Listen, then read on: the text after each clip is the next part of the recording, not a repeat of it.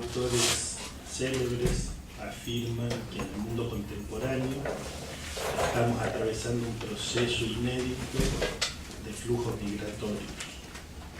O sea que hoy tendríamos una cantidad de inmigrantes viajando entre los países que nunca antes se haya visto en la historia humana.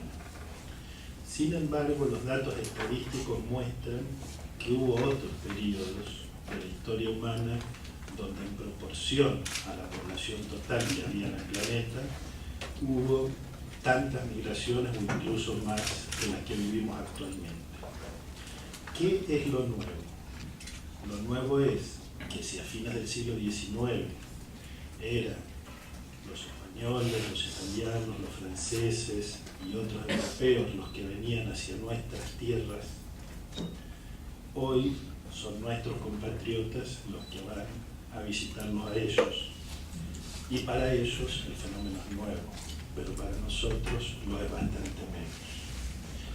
Por otra parte, es nuevo que cuando los migrantes europeos vinieron en millones hacia las Américas, en millones y millones, fueron bastante bien recibidos y se les otorgó de inmediato derechos civiles y derechos económicos, cosa que no sucede generalmente con nuestros compatriotas cuando viajan a muchos de estos países. Ustedes saben que el caso de Puerto Rico en este punto, así como en muchos otros, es un caso excepcional en América Latina, y justamente es eso lo que me fascina, de poder tratar de comprender o de aprender un poco también del caso de Puerto Rico.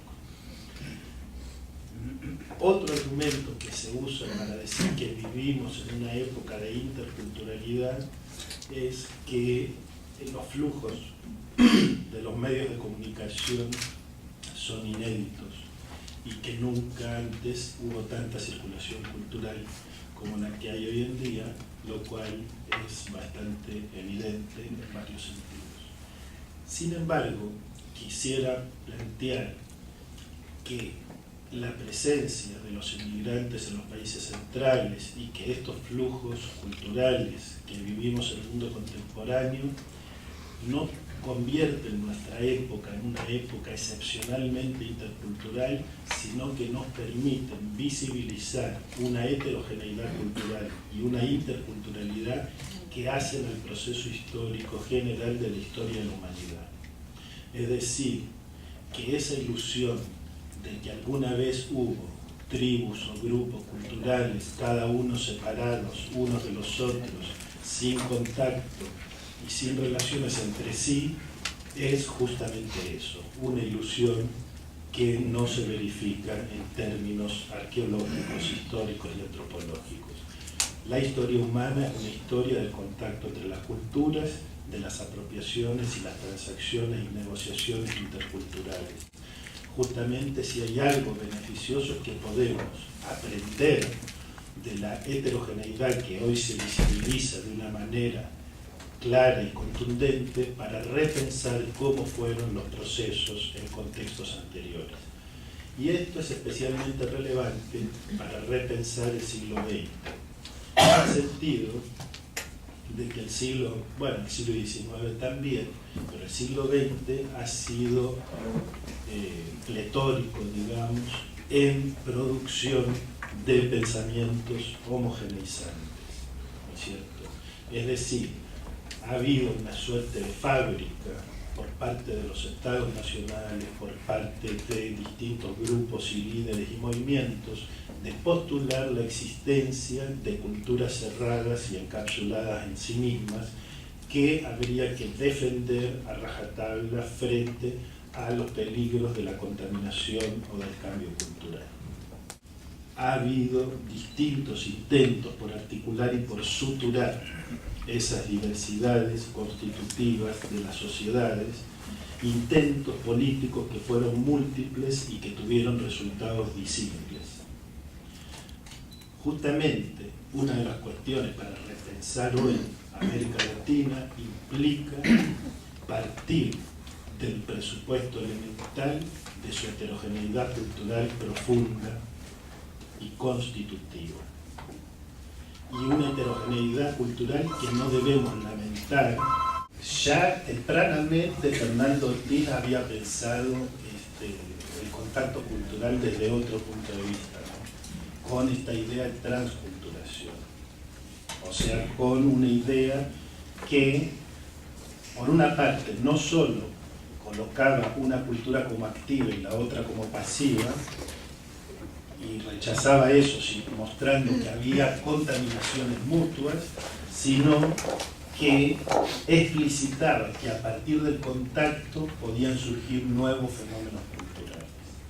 Yo creo que esto que decía Ortiz es un postulado clave, porque esto es lo que va a aparecer después en la idea de interculturalidad fuertemente.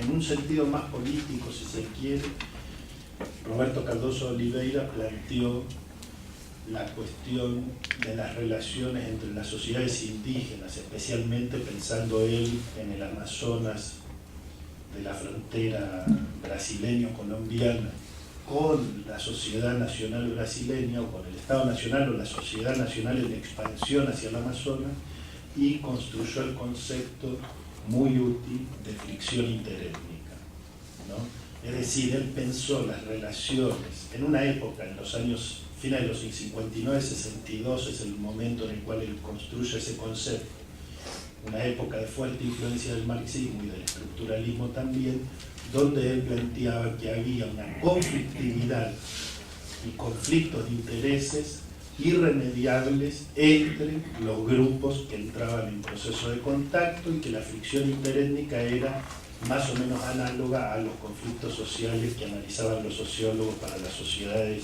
industriales modernas.